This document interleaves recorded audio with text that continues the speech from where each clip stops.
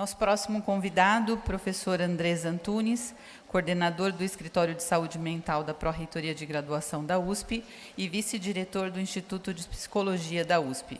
A sua palestra terá como tema o que os alunos nos ensinam sobre ideações suicidas. Por favor, professor Andrés.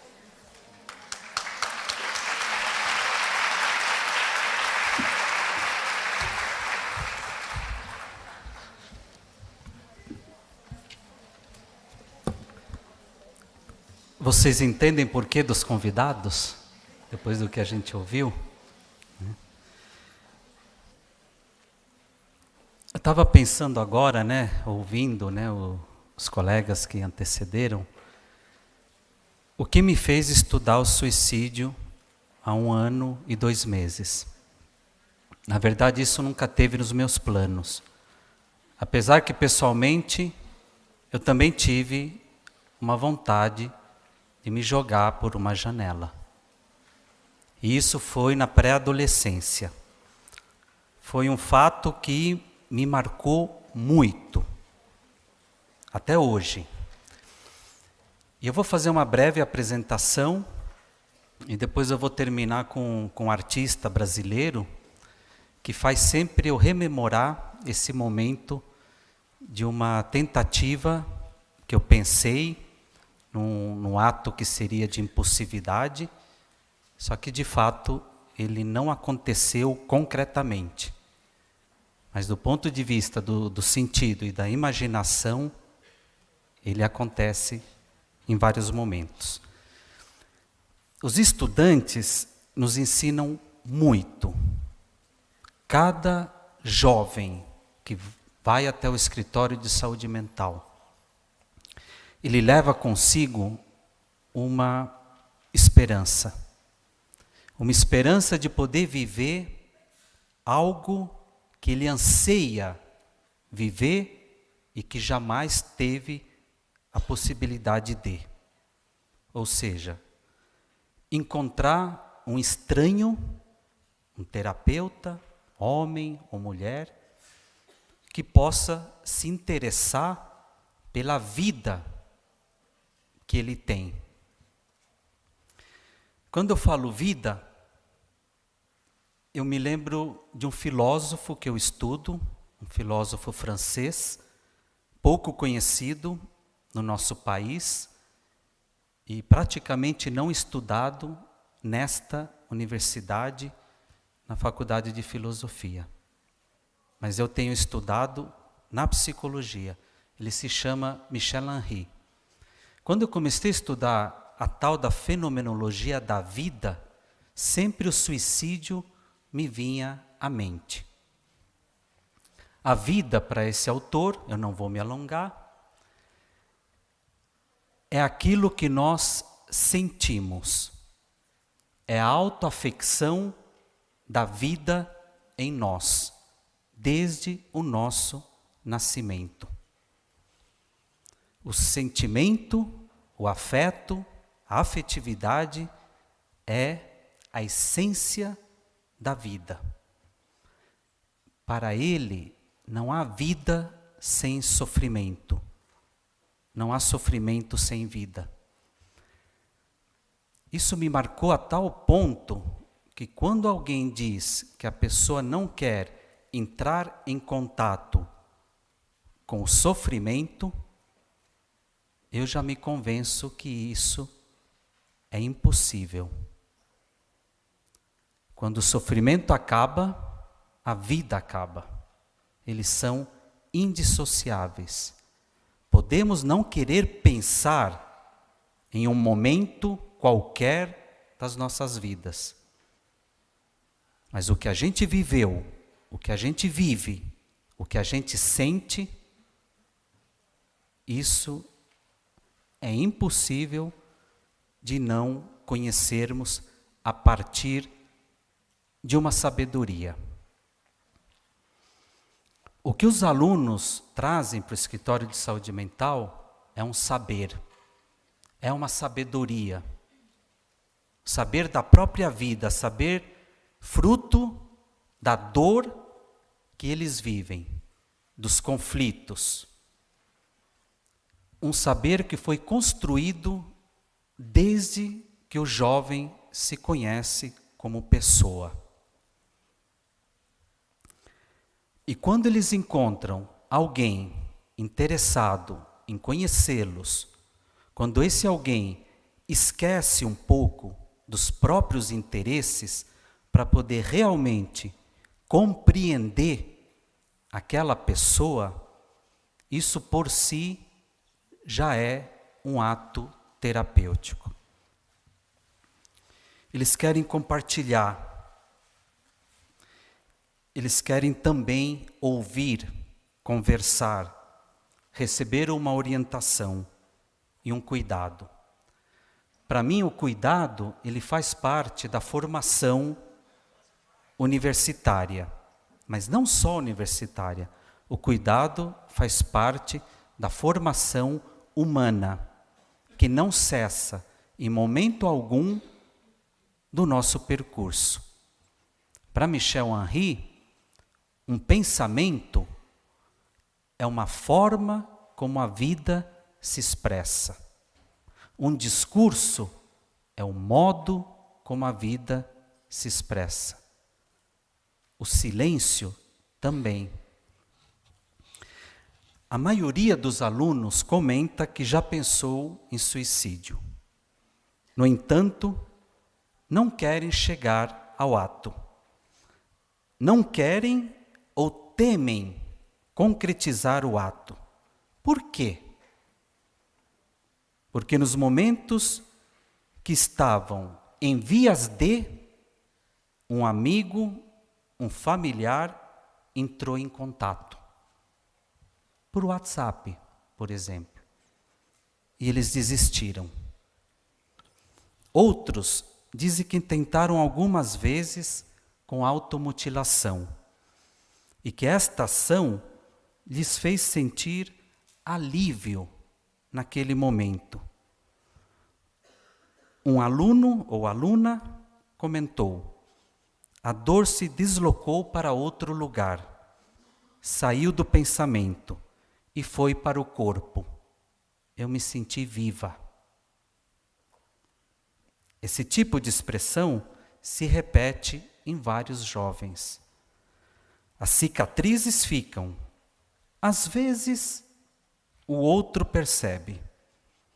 E aí, eles inventam histórias não verdadeiras, preservando para si a verdade, que apenas compartilham em momentos nos quais podem confiar em alguém. Muitos controlam e sabem, logicamente, até que profundidade podem chegar. Eu digo concretamente falando. Vale lembrar que a confiança em alguém, ela pode demorar anos para se estabelecer. Porque muitos falam de épocas da sua infância, de problemas dentro da própria família. E nem por isso a confiança daqueles que mais os conhecem foi conquistada. Alguns alunos relatam tentativas anteriores à entrada na vida universitária. Uns pensaram, outros tentaram durante o ensino médio. Outros na infância. Em média, a partir dos 8 anos de idade. Em menor número, alguns disseram que, desde que se conhecem por gente, pensam no suicídio, quase diariamente. O que os alunos nos ensinam? Eles nos ensinam muitas coisas. Nesse momento, citarei apenas algumas reflexões. A maioria inicia seus relatos pelos sintomas mais evidentes, como ansiedades e depressões.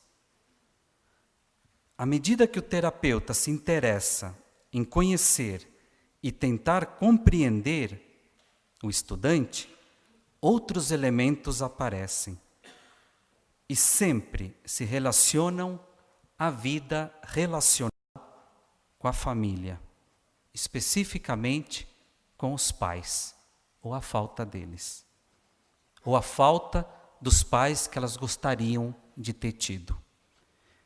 Alguns sentem falta do convívio familiar, dado o afastamento. Outros sentem-se melhor, mas carregam na memória angústias profundas. Em menor número, alguns alunos da pós-graduação se referem a problemas com orientadores. Mas quando ocorre, fazemos uma reflexão sobre essa relação com as figuras de autoridade em sua vida. E como o jovem se sente cada vez que se sente em relação análoga. Um número significativo de alunos mostra que seu futuro é incerto. Não sabem o que fazer após a graduação, ou mestrado, ou doutorado. Já conheci alunos no escritório de saúde mental que não sabem o que farão mesmo após o pós-doutorado. Isso não é algo apenas dado à circunstância social e cultural na qual vivemos e que, evidentemente, temos que levar em conta, principalmente quando os casos vão aumentando e nós vamos percebendo isso de uma maneira que não precisamos fazer muitos estudos epidemiológicos. Eu estou olhando para um colega aqui, médico, que sabe muito bem do que eu estou falando. Eu mesmo vivi essas situações. Terminei a graduação, não tinha emprego. Terminei o mestrado, não tinha emprego. Terminei o doutorado, eu não tinha emprego. Mas segui lutando, estudando, trabalhando, investindo. Mesmo que tenhamos a sensação que o futuro está fechado, alguma porta pode se abrir. Há algo na vida que não controlamos. Os alunos procuram ajuda. Os alunos, quando procuram ajuda, nos ensinam que há, no mais íntimo do seu ser e de suas vidas, uma chama de esperança. Problema são aqueles que não procuram ajuda. São aqueles que nós recebemos simplesmente a notícia. E aí o escritório de saúde mental vai até o velório, conversar com os pais, com os amigos. Eles enfrentam uma dura realidade, não apenas social, cultural e universitária, mas enfrentam a dura realidade de perceberem as dificuldades relacionais, que nem sempre o outro se interessa por eles, pelo que estão pensando, pelo que estão sentindo e pelo que eles são. Solidão, desamparo, desenraizamento. Muitos relatam perda de motivações, da vontade de estudar, de ir à aula, como se tudo isso perdesse o sentido, como se a vida não fizesse mais sentido, como se a vida... Isso é um sentimento profundo. Mas qual é o sentido da vida? Qual é o sentido de nossa existência? Quando a Karina estava apresentando, eu lembrei de uma música de um autor que vocês conhecem, Caetano Veloso, e que ele diz: existirmos, a que será que se destina? Pois quando tu me deste a rosa pequenina, vi que és um homem lindo e que se acaso assina, do menino infeliz não se nos ilumina, tampouco turva-se a lágrima nordestina. Apenas a matéria-vida era tão fina, e éramos olharmos-nos intacta retina, a cajuína cristalina em Teresina. Ele estava numa situação de perda. Caetano Veloso. E foi ele quem vai apresentar o autor que daqui a pouco eu já vou apresentar, eu vou ser breve, para que a gente possa conversar né, com vocês.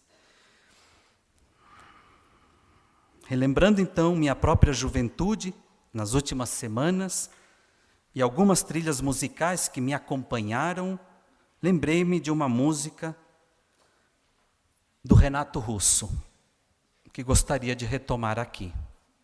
Aliás, foi Caetano Veloso quem apresentou o Renato Russo naquele programa chamado Chico e Caetano.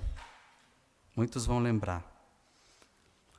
E ele diz, eu queria passar aqui, mas pela questão dos direitos autorais já me informaram que não era bom, mas vocês conseguem facilmente ver isso no YouTube. Estátuas e cofres e paredes pintadas, ninguém sabe o que aconteceu. Ela se jogou da janela do 5º andar. Nada é fácil de entender. Dorme agora, é só o vento lá fora. Quero colo. Vou fugir de casa.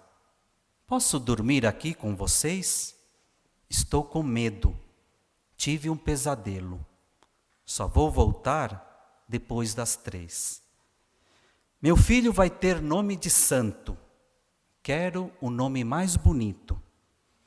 É preciso amar as pessoas como se não houvesse amanhã. Porque se você parar para pensar, na verdade não há. Me diz, por que o céu é azul? Explica a grande fúria do mundo. São meus filhos que tomam conta de mim. Eu moro com a minha mãe, mas meu pai vem me visitar. Eu moro na rua, não tenho ninguém. Eu moro em qualquer lugar. Já morei em tanta casa que nem me lembro mais. Eu moro com meus pais. Sou uma gota d'água, sou um grão de areia. Você me diz que seus pais não entendem, mas você não entende seus pais. Você culpa seus pais por tudo. Isso é um absurdo. São crianças como você. O que você vai ser quando você crescer?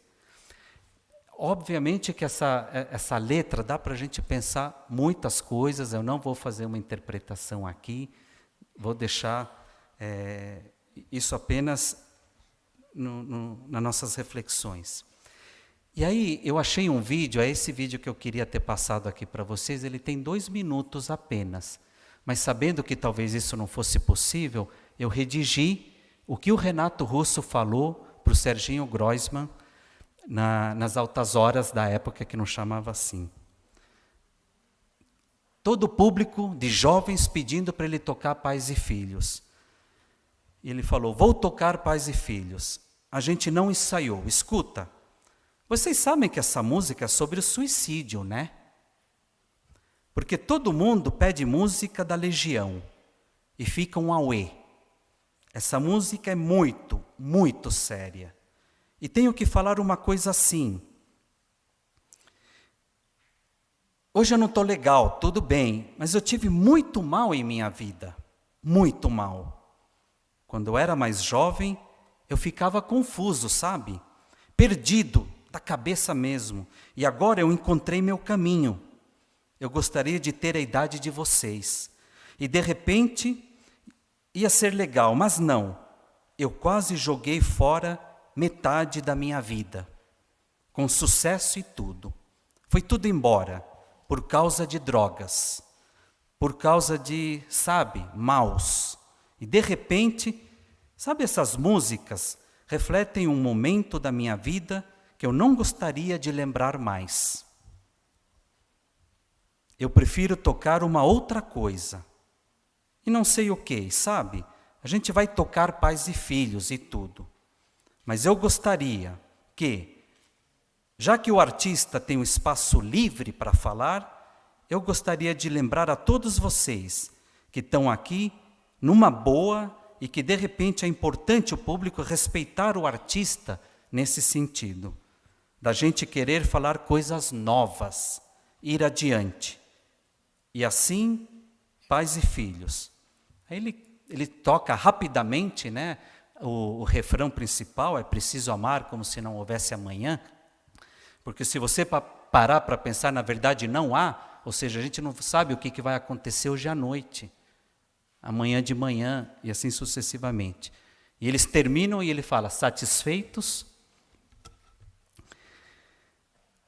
Finalizando, os jovens nos ensinam que eles têm um saber, uma sabedoria, fruto, como eu falei, do seu próprio sofrimento, e que anseia por ser compreendido, conhecido, acolhido, pois, cuidando, eles seguirão sua formação humana na universidade.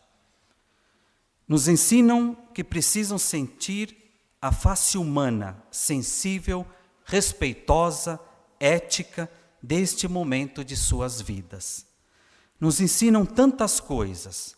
Nos ensinam que não buscam culpados ou responsáveis por suas dores, sofrimentos, conflitos e angústias, tristezas, depressões ou ansiedades. As drogas também trazem um prazer a eles. Buscam a possibilidade de retomar um percurso, um equilíbrio, a motivação que já sentiram na vida.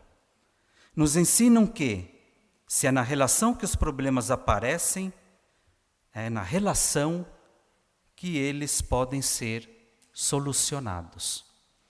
Eu acho que essa é a mensagem que de certa forma o Escritório de Saúde Mental tenta passar caso a caso, como o professor Neuri Botega falou hoje de manhã, e podendo mudar a nossa postura. A nossa postura, eu digo, nós professores, funcionários e alunos, estamos todos juntos. Muitas vezes chegam queixas, e os funcionários, eles não vão ter um momento em que eles podem ser acolhidos? Estamos pensando nisso. Mas temos que primeiro tentar ajeitar as coisas, vamos dizer assim, para os estudantes. Nós somos cerca de 40 mil aqui no Butantã, 90 mil em toda a USP, com todos os campi do interior. Quanto mais a gente puder falar, melhor. O bem supera o mal em quantidade e força. Só que é um outro tipo de força. O ato suicida talvez seja o último gesto de liberdade do ser humano. Nós não pudemos escolher nascer, mas nós podemos escolher terminar com a nossa existência.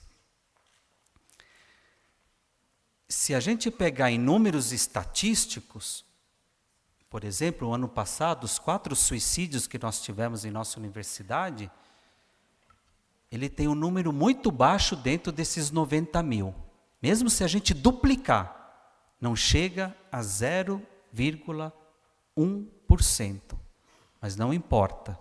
Basta uma pessoa, um jovem, que comete o suicídio, que ele comove toda uma turma, uma unidade, uma instituição, um país.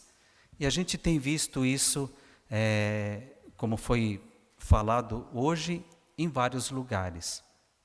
Não é fácil, mas eu acho que a gente está fazendo muita coisa.